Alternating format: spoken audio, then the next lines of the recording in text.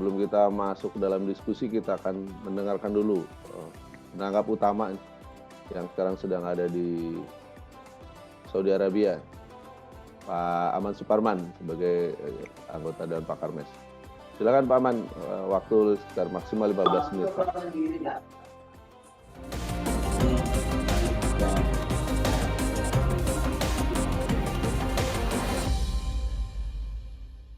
Bismillahirrahmanirrahim. Assalamualaikum warahmatullahi wabarakatuh. Yang terhormat Ketua Dewan Pakar MES, Bapak Periwarjo PSD, sekaligus Gubernur Bank Indonesia. Yang saya hormati, ini tokoh halal sebenarnya. Moderator kita Pak Lukmanul Hakim. Beliau memang sudah lama berkecimpung di dunia halal. Dan yang saya banggakan, teman-teman Dewan Pakar MES, tanpa terasa kita sudah 8 kali muhadasah, dan tentu keluarga besar MES yang saya banggakan semuanya.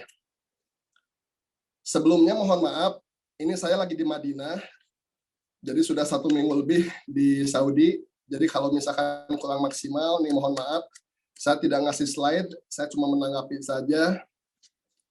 Intinya, saya ingin menyampaikan bahwa seminggu yang lalu saya dihubungi sama Pak Suhaji, ini komandan saya, jadi nggak bisa menolak nih kalau diminta sama beliau. Jadi saya di tengah keterbatasan di Nabawi, saya ini coba online, saya melihat paparan dari 2 narasumber ini sudah sangat luar biasa. Yang satu dari Bu Amalia Prabowo, selaku Direktur Eksekutif Global Halal Hub, dan yang kedua dari Pak Miftah Farid ya, sebagai Direktur Pengembangan Produk Ekspor di Kemendag. Saya melihat secara konsep ini sudah luar biasa. Tadi mungkin ini luar biasa, Ketua Dewan Pakar kita sudah ngasih formula namanya MESTOP. Ini mungkin sebenarnya strategi yang harus kita jalankan. Jadi sebelum dipaparkan tadi memang banyak tantangan dan halangan yang harus kita selesaikan demi mencapai terwujudnya Indonesia sebagai pusat produsen produk halal dunia tahun 2024. Tanpa terasa 2 tahun lagi, ini bukan waktu yang panjang, waktu yang pendek, dan betul, sinergitas ataupun strategi pengembangan ekosistem global halal ini sangat penting dalam mengakselerasi produk halal hub untuk ekspor di dunia internasional. Jadi saya ingin menanggapi bahwa yang disampaikan Bu Amalia itu sudah sangat luar biasa.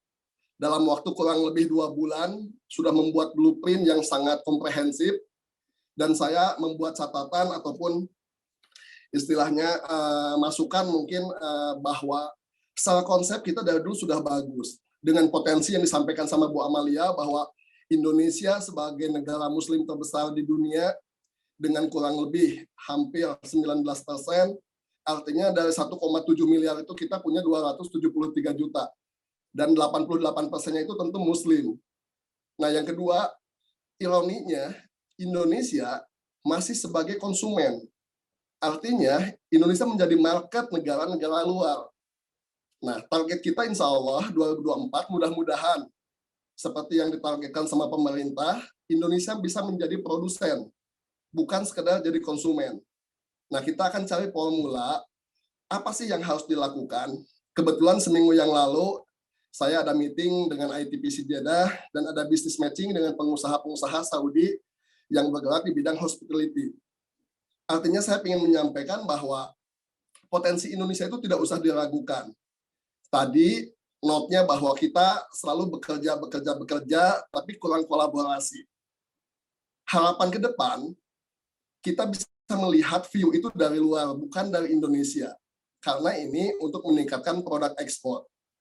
Bahwa ke depan, apa yang harus kita lakukan untuk mewujudkan visi Indonesia itu bukan sekedar lip service, bukan sekedar jargon. Saya apresiasi bahwa banyak perubahan-perubahan yang terjadi 2-3 tahun ke belakang. Dengan Pak Wapres menjadi Ketua Harian KNKS dan Ketua Umumnya Pak Jokowi langsung, alhamdulillah top down bisa meleverage, bisa mengkolaborasikan gerakan halal ini. Jadi memang agak ironis pada saat kita masih debat halal penting tidak penting, negara yang mayoritas notabene non-muslim seperti Brazil, India, Australia itu sudah menjadi eksportir terbesar di industri halal. Saya lihat terobosan dari Kemendag itu sangat luar biasa. Saya lihat Bea Cukai sudah mengeluarkan HS Code, yaitu HS Code kurang lebih HS Code 5 berapa? HS Code tentang produk halal, yaitu HS Code di 952. Artinya data yang kita miliki itu memang harus benar-benar valid. Jangan sampai data yang kita pakai itu merujuk kepada produk-produk yang diekspor kepada negara OKI atau OIC. Tapi kita harus mapping betul-betul. Banyak produk yang diekspor ke negara-negara di luar OIC, seperti ke Amerika dan negara-negara lainnya. Jadi saya berusaha menanggapi dan menyambut baik bahwa strategi yang dilakukan sama Global Halal ini udah sangat baik. Cuma masukannya, mungkin karena ini masih baru, harus lebih banyak mendengar. Artinya tadi yang disampaikan Pak Gubernur dengan mestopnya itu salah satunya marketing intelijen.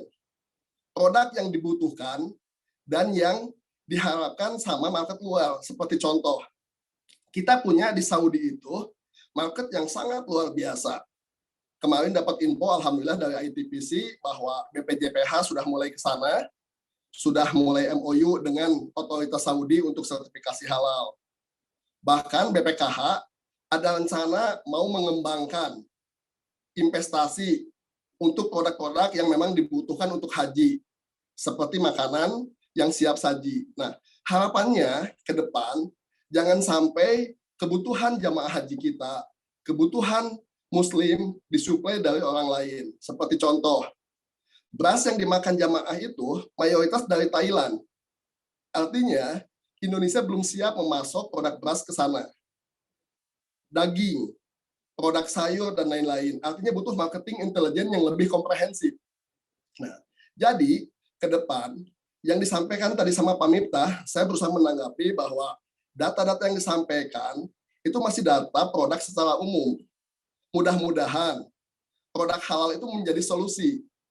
Tidak sekedar menjual produk-produk komoditas yang memang tadi disampaikan bahwa pencapaian ekspor di 2021 itu terbesar sepanjang sejarah, yaitu 203 miliar US dollar kurang lebih.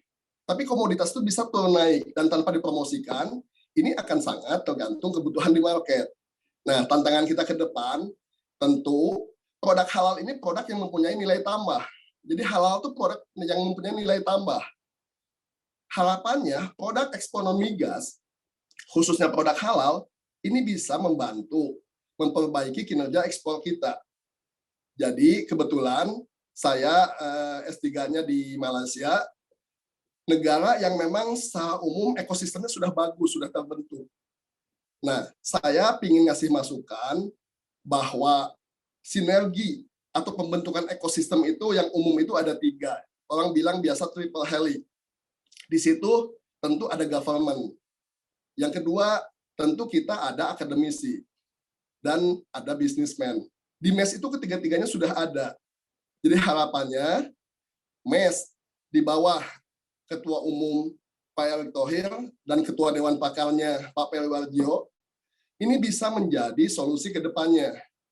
Cuma ada mungkin tambahan, note-nya 2. Kenapa positioning atau branding kita belum bagus? Karena belum sinergi antar departemen. Saya coba kritisi seperti masalah sertifikasi. Secara konsep sudah bagus. Kepala BPJPH sudah mentargetkan 11 juta sertifikasi di tahun 2022. Ini target yang luar biasa. Peralihan dari LPPOM MUI ke BPJPH ini masih butuh waktu dan masih menjadi kendala sampai saat ini. Sehati sertifikat halal gratis, tentu ini menjadi lokomotif untuk meningkatkan jumlah produsen maupun jumlah produk yang bisa diekspor. Tapi faktanya di lapangan, pengusaha masih mengalami kesulitan-kesulitan, masih mengalami hambatan-hambatan dari mulai proses IT. Tentu kita butuh edukasi. LPH kita itu belum pada siap. Auditor itu belum siap. Yang kedua, banyak pelaku usaha yang belum tahu tentang produk halal. Tentu butuh edukasi. Tadi disampaikan sama Pak Dewan Pakar bahwa kita punya strategi MESTOP, bahwa marketing intelijen harus kuat. harus punya konsumen end to end tadi, sinergitas, dan yang lebih penting ini masalah target. Ketua Dewan Pakar menyampaikan bahwa target kita yang utamanya itu di sektor food dan fashion. Artinya itu market yang terbesar yang harus kita menangkan di kancah global. Artinya, gimana kita mau menang di kancah global pada saat masalah di internal kita, masalah-masalah teknis, ini belum kita selesaikan. Kita punya waktu cuma 2 tahun. Nah, harapan ke depan, kinerja ekspor kita meningkat seiring perbaikan yang ada di internal kita. Mudah-mudahan, insya Allah, di bawah kepemimpinan Pak Jokowi, dengan Pak Ma'ruf Amin, Pak Profesor kita, industri halal bisa berkembang. Kenapa? Potensinya Indonesia sangat besar. Saya kebetulan hadir di acara OIC-nya Turki. Di situ banyak sekali potensi. Ada diskusi tentang LPH. Waktu itu Direktur Surveyor Indonesia sudah komitmen, sudah MOU dengan lembaga sertifikasi di Turki. Nah, ini mungkin hal-hal yang teknis yang harus kita optimalkan. Jadi, strategi-strategi untuk membangun ekosistem yang sehat dengan sinergi ini tentu tidak semudah membalikan telapak tangan. Butuh leading sektor yang kuat. Butuh dari ekosistem itu. Nah, alhamdulillah dengan government menjadi lead-nya, jadi leader-nya, harapannya entitas-entitas lain seperti tadi bisnismen, udah melibatkan Kadin. Di Kadin ada namanya Badan Ekonomi Syariah. Ada HIPMI. Di HIPMI ada HIPMI Syariah. Selanjutnya, setelah dunia bisnisnya sinergi, tentu kita harus melibatkan akademisi-akademisi kita yang luar biasa hebat untuk membuat kajian-kajian, untuk membuat strategi-strategi yang pas untuk diterapkan ke depan. Saya melihat salah satu contoh sukses produk Indonesia di luar itu adalah Indomie. Indomie sektornya sebenarnya masuk halal food.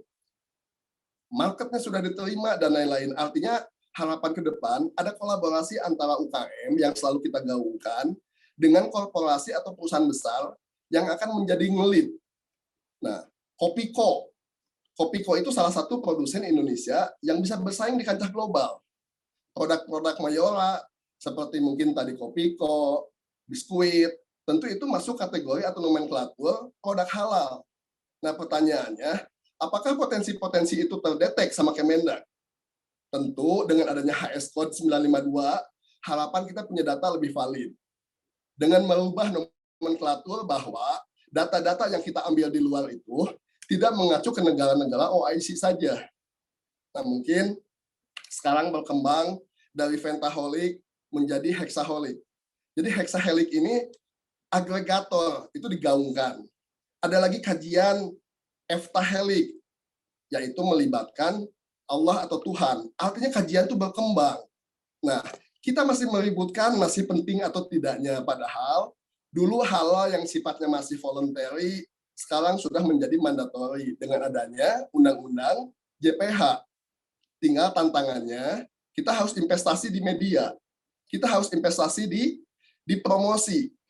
Bayangkan sama kita semua, industri yang nggak betul, seperti mungkin yang lagi hit, judi online.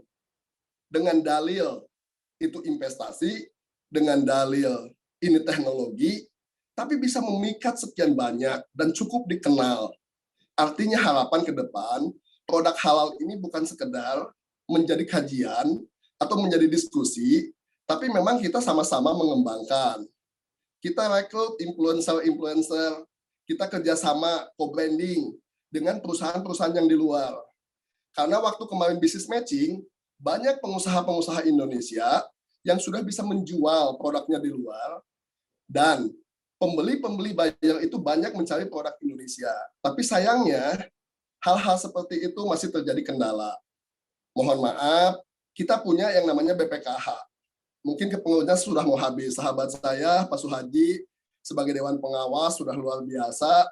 Tapi, eksekusi, kembali lagi, implementasi, faktanya, dengan dana sebesar 150 triliun lebih, bahkan sudah 170 triliun lebih, undang-undangnya sudah ada bahwa harus melakukan direct investment 20%. Faktanya di lapangan tidak ada. 0. Kenapa? Karena kita terlalu banyak melakukan kajian-kajian tanpa ada eksekusi, tanpa ada implementasi. Mudah-mudahan dengan pemerintah hadir, dengan media, itu menjadi kontrol bahwa apa yang kita canangkan bukan sekedar target di atas langit atau ngawang, tapi menjadi target realistis yang bisa kita ciptakan. Baik, Pak Nah, Aman. itu sedikit tanggapannya. Saya berusaha menjadikan solusi bahwa potensi kita sangat luar biasa. Kita punya di Dewan Pakar, teman-teman di BPKH, di BPJPH, produsen-produsen hebat. Saya yakin insya Allah 2024 Indonesia bisa menjadi produsen atau pusat produsen halal di dunia. Luar Kenapa? biasa. Karena potensinya luar Baik, biasa. izin Mungkin Pak sekian. Aman, mungkin karena Izin waktunya. nanti duluan Pak, karena Siap. sudah di sini selisih 4 jam, sudah komat. Mungkin saya nanti stay 5 menit 10 menit. Izin duluan, karena ini di Siap. depan masjid banget Pak. Ini mohon maaf sebelumnya. Terima kasih. Hati-hati di depan Masjid Nabawi dengar azan nggak sholat, bahaya. Ya, betul. Saya izin Pak, saya izin Siap, tutup Pak dengan Aman. Terima pantun. kasih. Saya belajar dari Pak Moderator. Saya Ya. punya sebuah pantun, mudah-mudahan pantun ini bisa menjadi motivasi buat kita semua. Ya. Makan brownies di acara halal bihalal. Meskipun banyak, jangan serakah.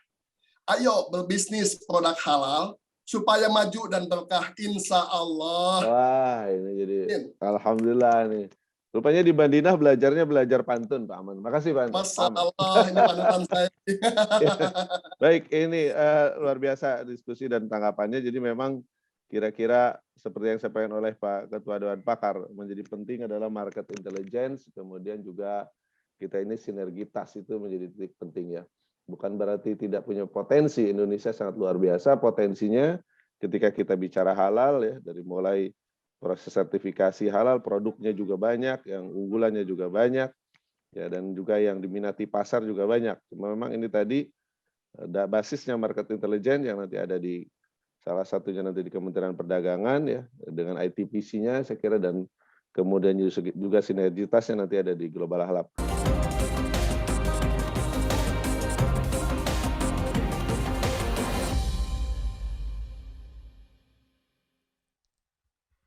Bapak Ibu hadirin yang berbahagia, demikianlah agenda Muhadasah ke-8, Forum Diskusi Bulanan Dewan Pakar Pengurus Pusat MES pada sore hari ini. Terima kasih kami sampaikan khususnya kepada Ketua Dewan Pakar Bapak Peri Warjio PhD, narasumber Ibu Amalia Prabowo dan Bapak Miftah Farid, moderator acara Bapak Lukmanul Hakim, penanggap utama Bapak Aman Suparman, serta para hadirin yang telah ikut serta dalam diskusi ini. Semoga acara ini bermanfaat dan dengan strategi MESTOP mampu mendorong akselerasi ekspor produk halal Indonesia. Amin, amin ya rabbal alamin. Mohon maaf jika terdapat beberapa hal yang kurang berkenan. Mari kita tutup acara ini dengan hamdalah dan doa penutup majelis. Alhamdulillah rabbil alamin. Subhanakallahumma wa bihamdika asyhadu an la ilaha illa anta astaghfiruka wa atubu ilaik. Sebagai penutup, jalan lurus ke Masjid Istiqlal, dari Istiqlal ke Bank Indonesia, maju terus ekspor produk halal luar biasa. Sampai jumpa dalam kegiatan muhadasah berikutnya. Hadanallahu iyyakum ajmain. Wassalamualaikum warahmatullahi wabarakatuh. Waalaikumsalam warahmatullahi wabarakatuh. Terima kasih Bu Amelia, Pak Meta, Pak Lukmano, dan semuanya. Terima kasih semuanya, Bapak Ibu semuanya. Amin. Assalamualaikum. Mas Aris, sehat Mas Aris? Mas Aris. Sehat ya semua, sehat nih Pak Prof. Terima kasih semuanya. Mohon baik. Assalamualaikum warahmatullahi wabarakatuh. Waalaikumsalam Pak Peri, matur nuwun.